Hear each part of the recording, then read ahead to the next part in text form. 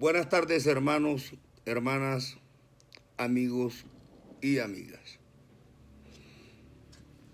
En el santo y poderoso nombre de Dios nuestro Señor Jesucristo, voy a continuar la prédica de la Biblia ocupándome del tema "La idolatría es pecado de muerte eterna".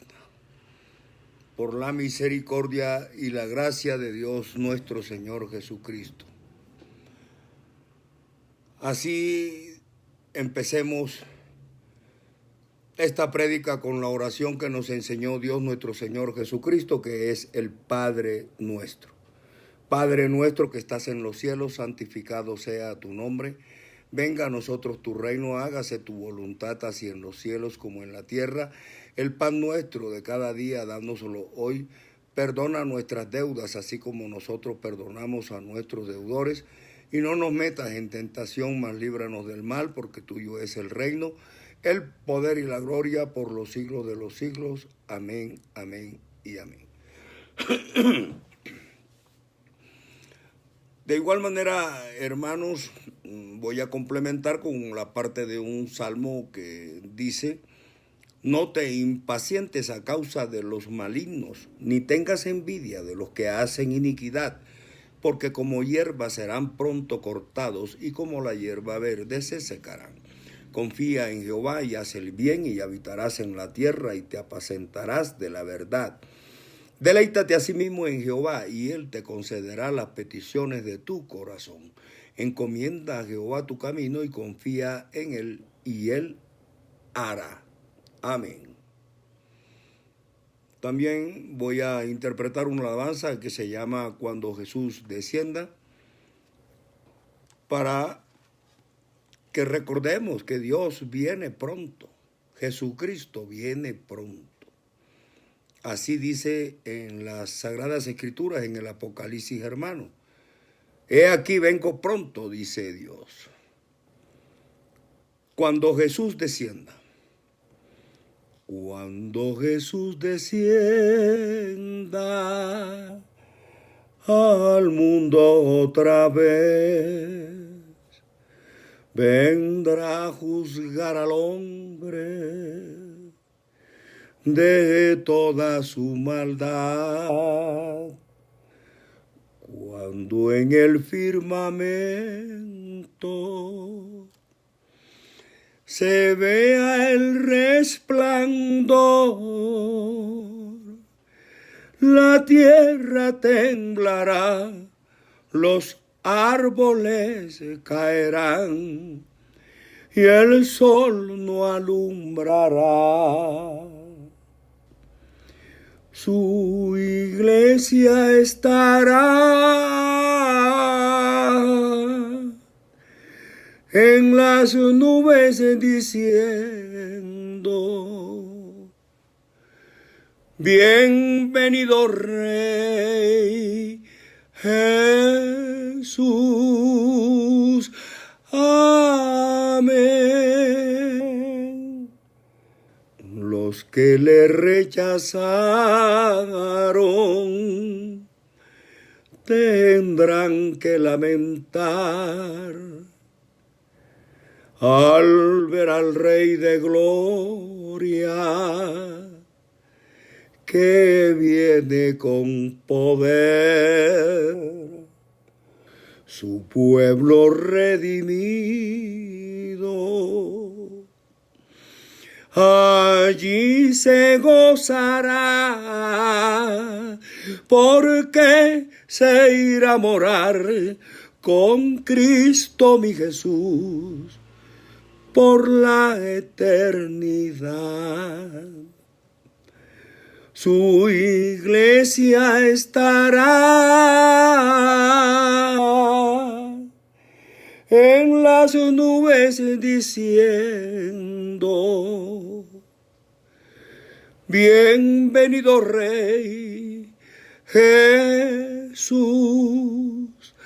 Amén. Los que le rechazaron tendrán que lamentar al ver al Rey de Reyes, que viene con poder, su pueblo redimido, allí se gozará, porque se irá a morar con Cristo mi Jesús por la eternidad. Porque se irá a morar con Cristo mi Jesús por la eternidad. Amén, Padre Santo y eterno Dios de los ejércitos, Jesús de Nazaret, tú eres el Rey de Reyes, Señor de Señores y Dios de dioses. En tu nombre se doblará toda rodilla, arriba en los cielos, abajo en la tierra y debajo de las aguas de la tierra. Amén. Entonces, hermanos, continuando el tema que abordamos ayer, es decir, la beatificación y la canonización católica. Recordemos que ayer vimos cómo era que se seleccionaban, entre comillas, las personas muertas que según la Iglesia ya son santos y por lo tanto se van al cielo a trabajar como amigos de Dios, estando allá con Dios en el cielo. Y de hecho ellos dicen que ya, porque ellos lo santificaron, se ganaron la vida eterna. La Biblia los desmiente de principio a fin.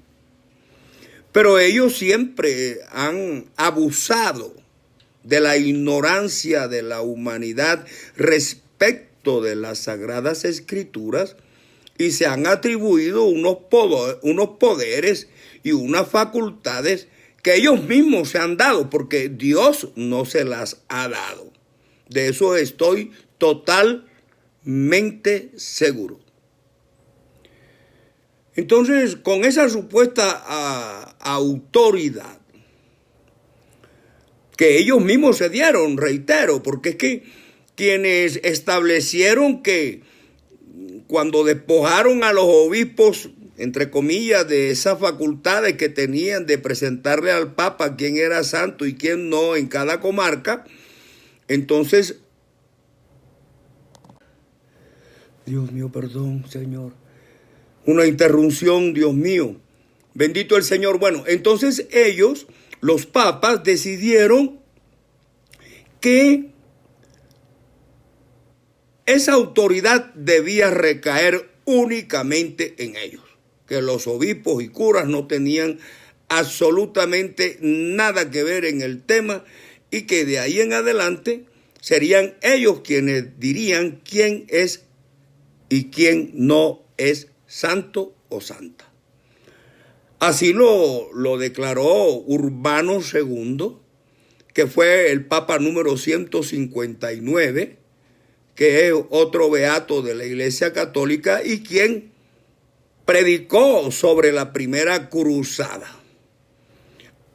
Luego después también lo hizo el Papa Calixto II, que es el número 162 de los papas, y posteriormente Eugenio III, que es el Papa número 167.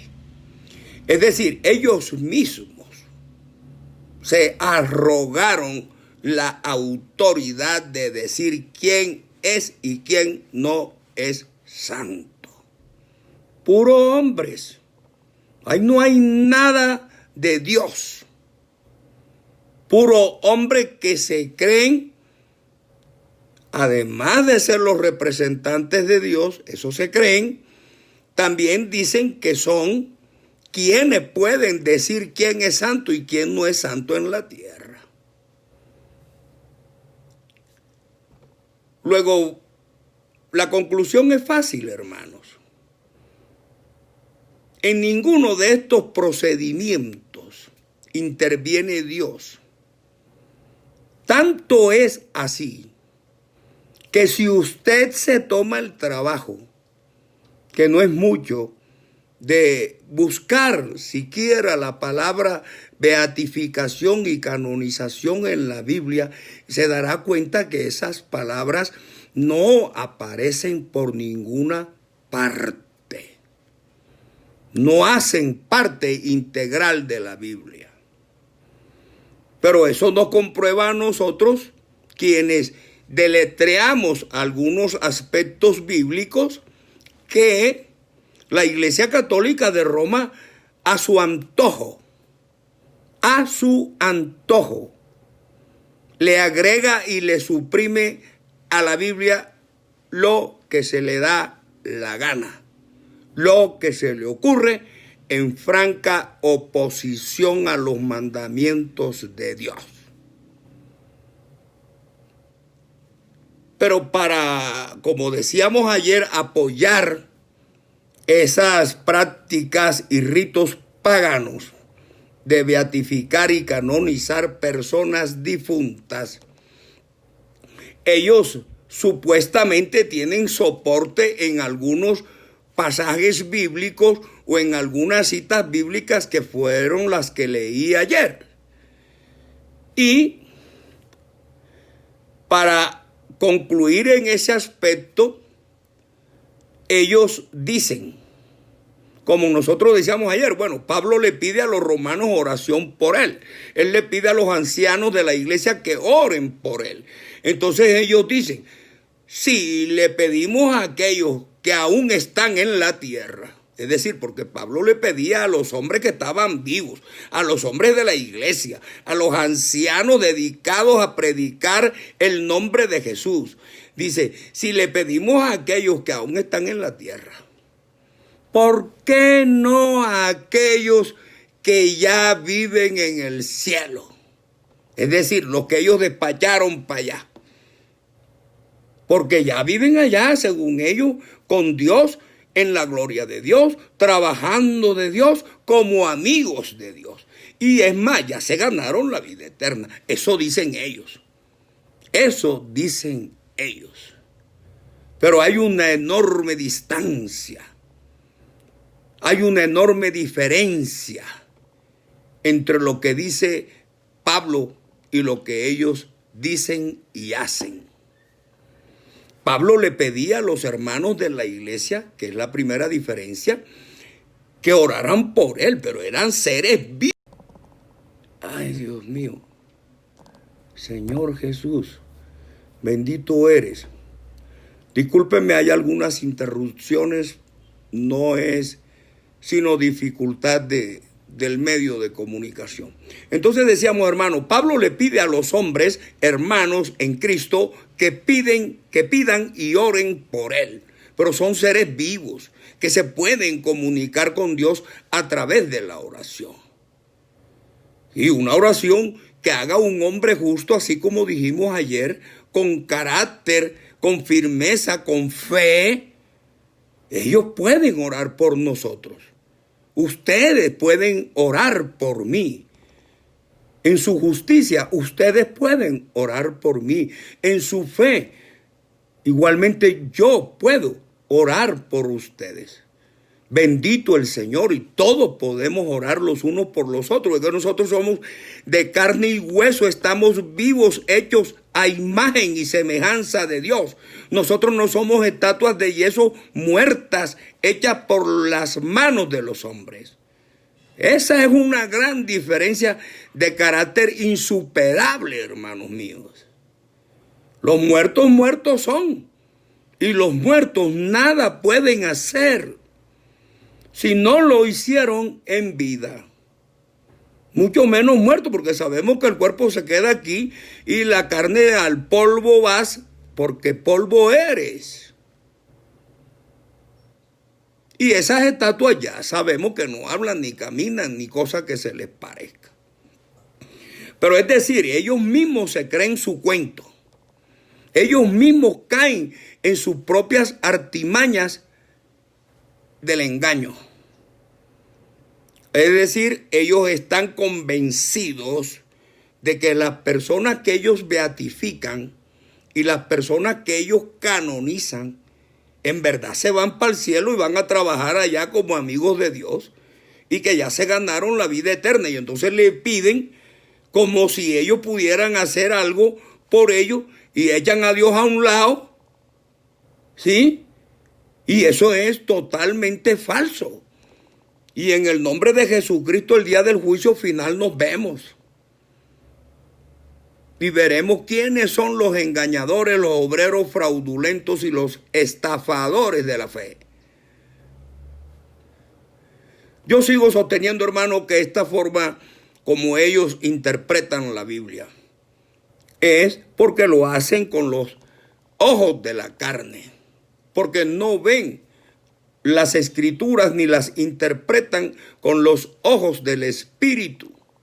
Y ya lo hemos repetido y lo decimos, que la Biblia no fue hecha en ningún rincón, ni es de interpretación privada, sino que es por revelación. Porque Jesús mismo dice, nadie conoce al Padre sino el Hijo, nadie conoce al Hijo sino el Padre, y todo aquel a quien el Hijo se lo quiera revelar. Entonces, esto es por revelación.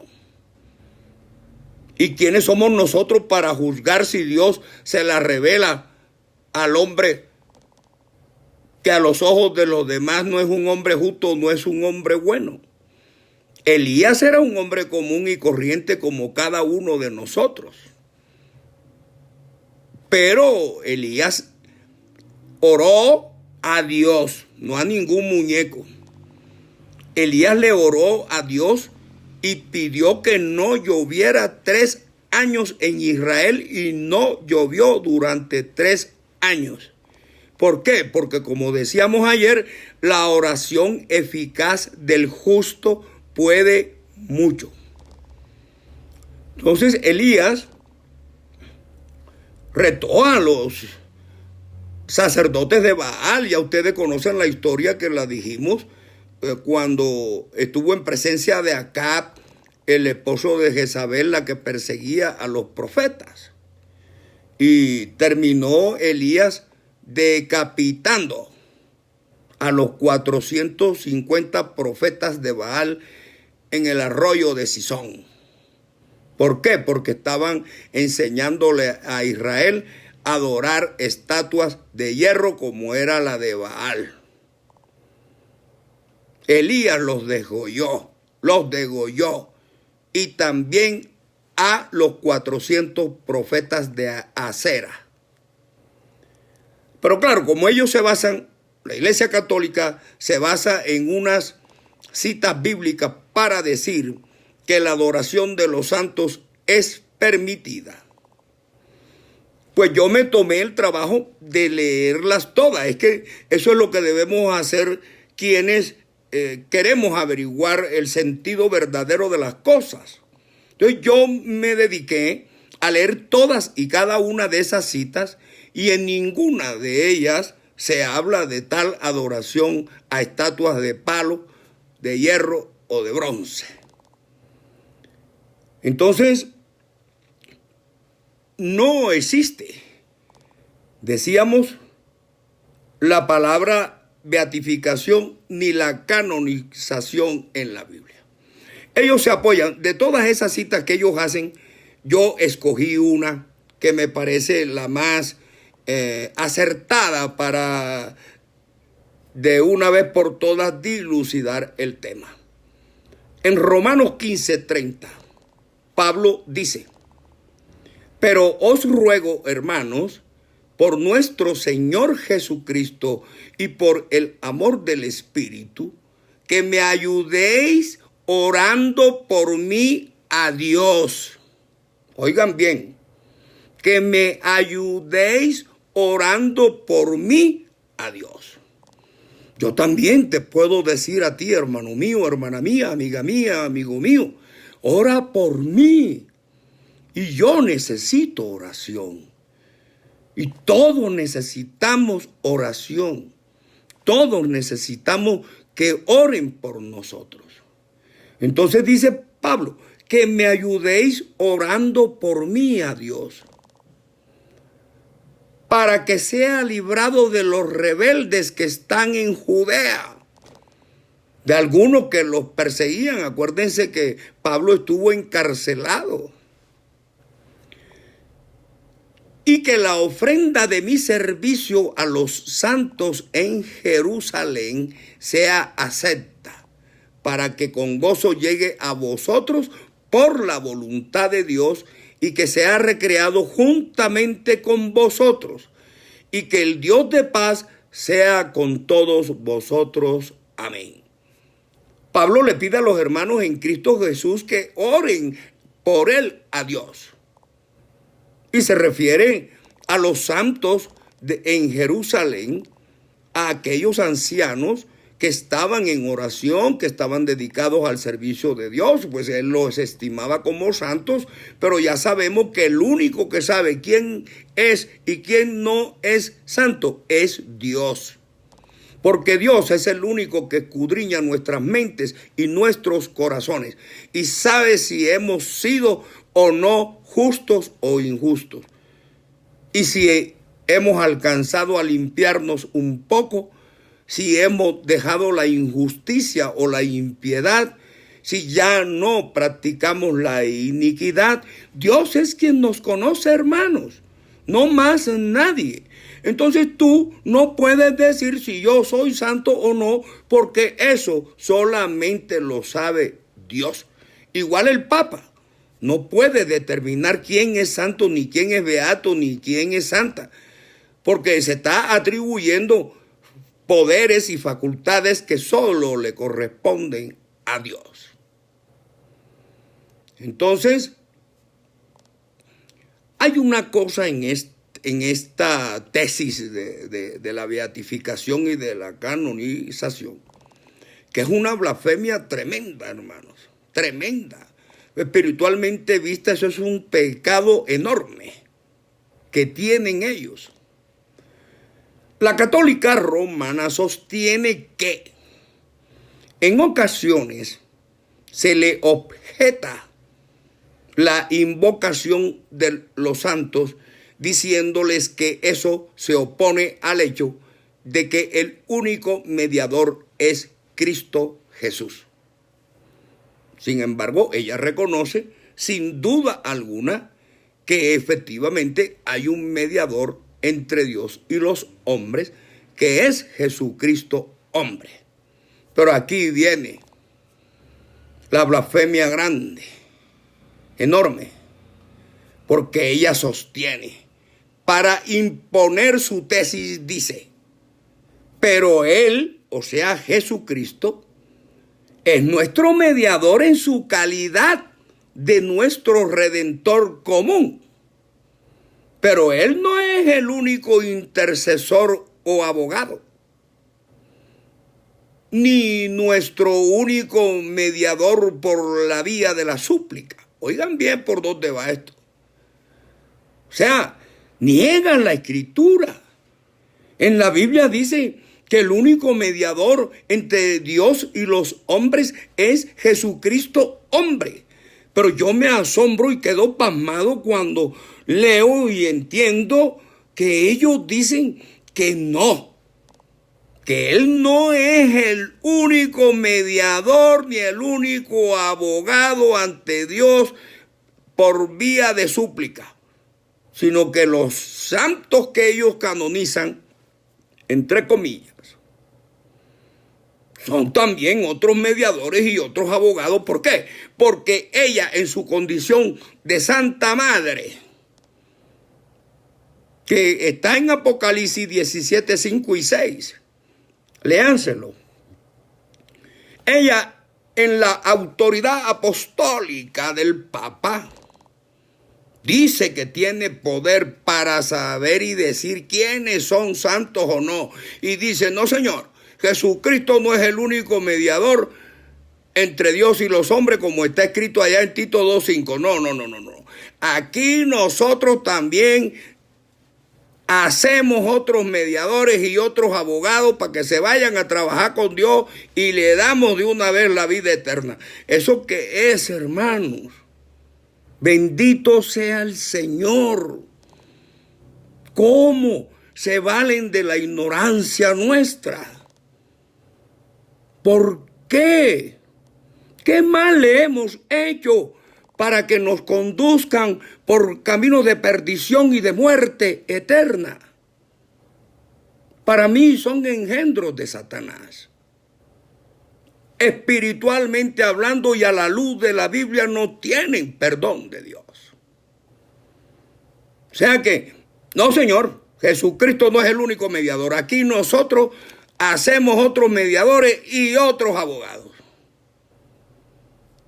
En cambio, lo que les decía ahora, en Timoteo 2:5, dice, porque hay un solo Dios y un solo mediador entre Dios y los hombres, Jesucristo, hombre. Pero ellos dicen que no, que ellos mandan más mediadores y más abogados para allá. Pero también a sabiendas, ellos violan lo que está escrito en Tito 2:5, que dice, enseñanza de la sana doctrina. Yo les he dicho, hermanos, que la sana doctrina consiste en que el predicador debe sujetarse estrictamente, sin agregar ni suprimir ni una coma, ni una tilde a lo que está en las Sagradas Escrituras. Esa es la sana doctrina. Si el predicador se sale de ahí, es un obrero fraudulento. Entonces dice en Tito 2, del 1 al 5, enseñanza de la sana doctrina.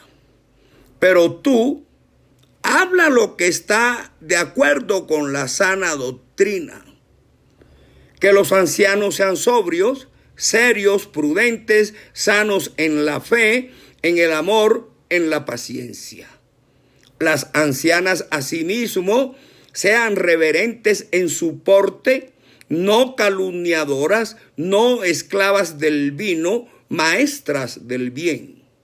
Que enseñen a las mujeres jóvenes a amar a sus maridos y a sus hijos, a ser prudentes, castas, cuidadosas de su casa, buenas, sujetas a sus maridos, para que la palabra de Dios no sea blasfemada.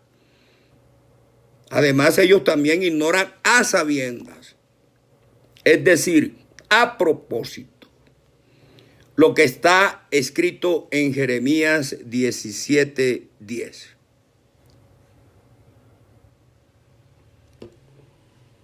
Que dice, yo Jehová, que escudriño la mente, que pruebo el corazón para dar a cada uno según su camino, según el fruto de sus obras. Él es el único que escudriña las mentes y prueba los corazones del hombre. Y ya sabemos que lo que sale por la boca del hombre es lo que viene de su corazón. Hermano, solo Dios sabe qué hombre o qué mujer es santa o santo, y nadie más. Pero la jerarquía católica cree y le ha hecho creer a sus feligreses ignorantes de las Sagradas Escrituras que ella está revestida de autoridad divina, cuando ellos mismos se han arrogado esa supuesta autoridad. Ya lo dijimos, Urbano II, Eugenio III, los papas de la antigüedad dijeron, no, esta autoridad no corresponde a nosotros. Pero a esa facultad no se la dio Dios. Ni en la Biblia aparece que construyan estatuas, que antes Dios la prohíbe, hasta con maldición. Dice, maldito el hombre que hiciere estatua de fundición y las pusiere en oculto. La idolatría está maldita por Dios. Y yo les he dicho, léanse Éxodo del 1 al 6. Cuando Dios le entrega la tabla de los 10 mandamientos a Moisés, el primer artículo en el orden que está es ese. No te harás imagen ni semejanza de cosa alguna que esté arriba en el cielo, abajo en la tierra o debajo de las aguas de la tierra. No te inclinarás a ellas ni las honrarás, porque yo soy Jehová tu Dios, fuerte y celoso, que visito la generación de los padres hasta los hijos, hasta la cuarta generación de los que me aborrecen. Por eso yo siempre he sostenido, el idólatra, claro, aborrece a Dios. ¿Por qué? Porque antes de adorar a Dios en espíritu y en verdad, en su mente y en su corazón, se le postra a una estatua de madera. Entonces desprecia a Dios por estar adorando muñecos de palo. Ahora, pero ellos agregan y dicen, en la 11ª sesión del concilio de Calcedonia, oiga bien, puro hombre, ahí no hay Dios que intervenga para nada.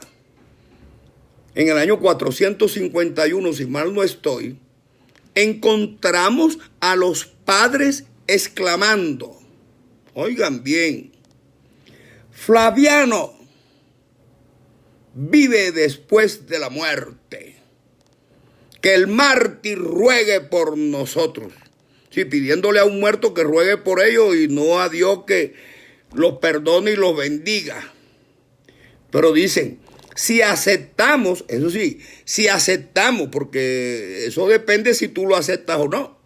Si aceptamos esta doctrina de la veneración de los santos, o sea, lo que ellos canonizan, de la cual hay innumerables evidencias en los escritos de los padres, pero de los padres de ellos. No del Padre eterno que está en los cielos. Dice, de la cual hay innumerables evidencias en los escritos de los padres y en las liturgias de las iglesias orientales y latinas. Si aceptamos eso, la veneración de los santos, dicen, no debe maravillarnos el amoroso cuidado con el que la iglesia se propuso escribir los sufrimientos de los primeros mártires. Enviar estas crónicas de una asamblea de los fieles a otra y promover la veneración de los mártires, o sea, los que ellos canonizan. Acuérdense que al comienzo ellos, para hacer un beato,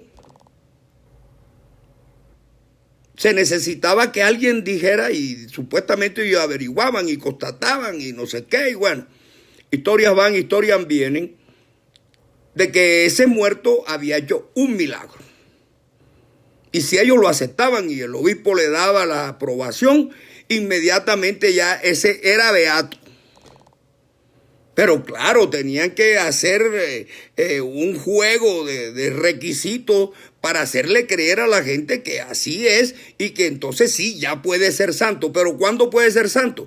El beato con un milagro, pero el santo es con dos. Entonces, cuando quieren hacer santo a alguno, van y averiguan y aparece por allá una señora de 80, de 40, no sé, monja o lo que sea, diciendo que a ella también le hizo un milagro. Entonces ella lleva dos, entonces es santo, háganle una estatua, ahora es patrón de Polonia y pónganlo en los altares para que la gente los adore. Una estatua de yeso, con vidrio, ojos de vidrio de cristal, perdón. O sea, ay Dios mío, un asalto a la fe. Un asalto a quienes sabemos que a Jesucristo hay que adorarlo en espíritu y en verdad. Pero oigan bien, eso que ellos llaman padre deben ser sus papas, me imagino. Porque Padre es Dios. Y así está escrito. En Mateo 23:9 dice: y no llaméis Padre vuestro a nadie en la tierra, porque uno es vuestro Padre, el que está en los cielos. Pero de acuerdo con ellos, cada cura es un padre, que ya sabemos que no se casan, que no tienen hijos y que si los tienen son hijos sin padre. Pero además de eso, hay unos que se hacen llamar Monseñor. Si usted observa, hermano mío, Monseñor es una palabra compuesta. Monseñor. Mon es una partícula francesa que significa mi. Entonces usted cuando le dice a uno de ellos Monseñor, le está diciendo mi Señor. Lo cual es otra blasfemia, porque mi Señor es solamente Jesucristo. Amén. Pero es mucho más grave cuando ellos hacen llamar al jefe de la secta católica el Santo Padre. Es decir, ya lo elevan en la tierra a la categoría de Dios. Porque el único santo es Dios y el único Padre es Dios. Y acabamos de leer lo que dice en Mateo: no le digáis Padre a nadie en la tierra, porque uno solo es vuestro Padre que está en los cielos. Entonces lo hacen llamar Santo Padre, pero además de eso, lo hacen llamar o se autodenomina el Sumo Pontífice o vicario de Cristo, es decir, representante o vicario de Dios en la tierra. Todos estos nombres, hermanos, son nombres blasfemos. Van en contra de lo que verdaderamente está escrito en las Sagradas Escrituras. Es decir, el Papa en la tierra, espiritualmente hablando, oigan bien, espiritualmente hablando, es quien quiere y pretende suplantar a Dios. Es decir, sacar a Dios del camino y aparecer Él como Dios ante los hombres. Y Él quiere recibir toda la honra y toda la gloria, cuando sabemos nosotros que toda la gloria y toda la honra es para Dios nuestro Señor Jesucristo. Entonces ellos adulteran, tergiversan la palabra de Dios, pisotean la honra de Dios y se autoatribuyen prerrogativas y poderes que solo corresponden a Dios, como esa que venimos tratando, en el que ellos se creen con la autoridad de decir quién es santo y quién no es santo en la tierra. Es decir, un simple mortal pretendiendo ser Dios. Eso es lo que está descrito. Lo que pasa es que profundizar en estos temas puede llevar de pronto a confusión a algunos que no conocen de la Biblia. Pero esa es la imagen del anticristo en la tierra. La del hombre que se hace pasar por Dios, que cree que está sentado en el trono como Dios, que es el representante de Dios. Espiritualmente es así y así está.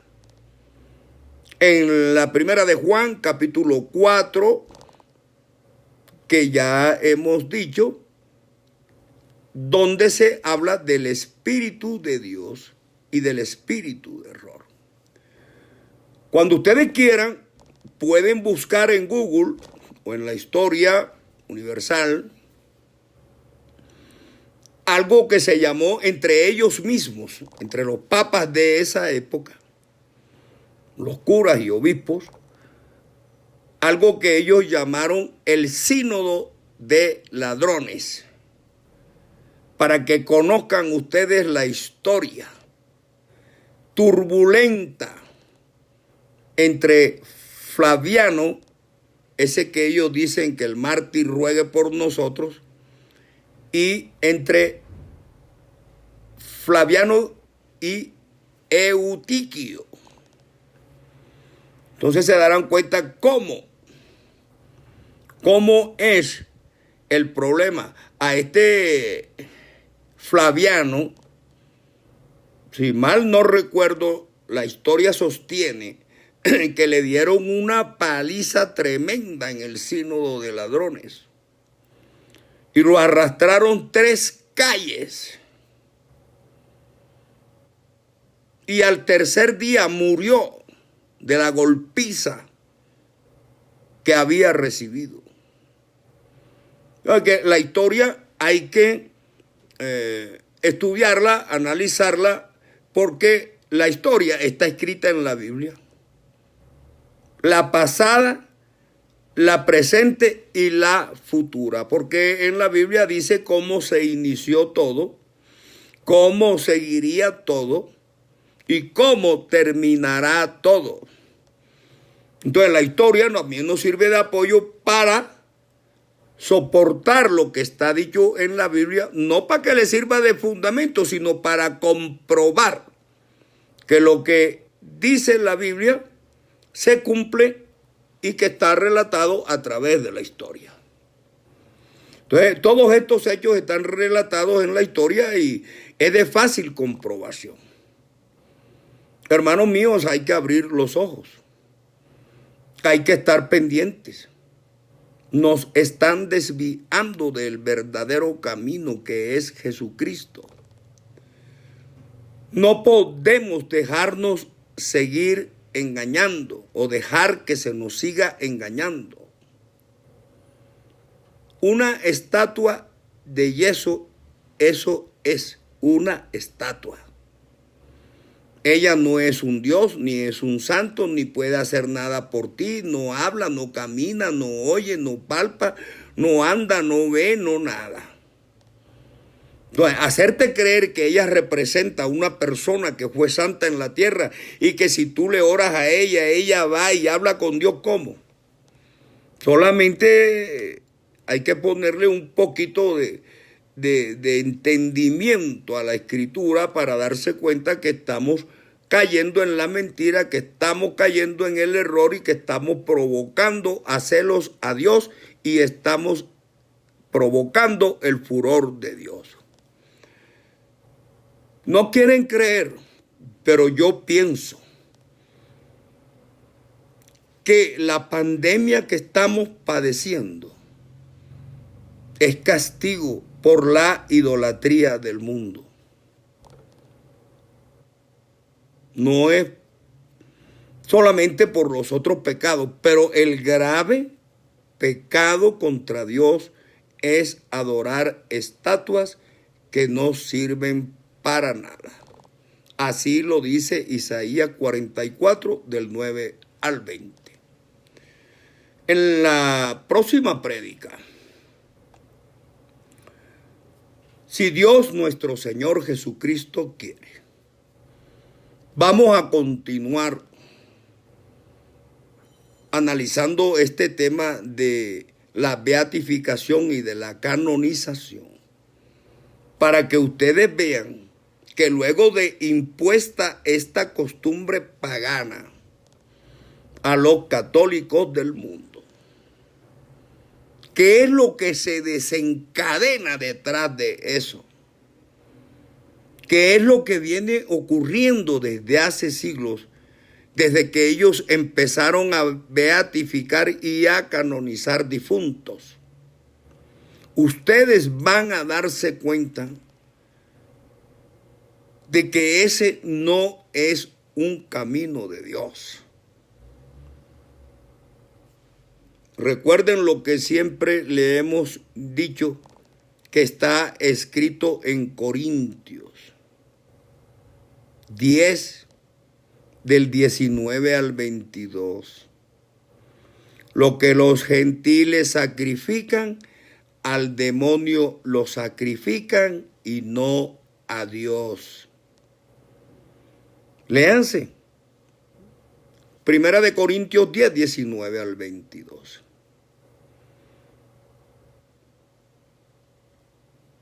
Hermanos, si Dios nuestro Señor Jesucristo quiere, el próximo sábado y el próximo domingo a esta misma hora, 2 de la tarde, por este mismo medio, continuaré predicando la palabra de Dios acerca del tema: la idolatría es pecado de muerte, beatificación y canonización.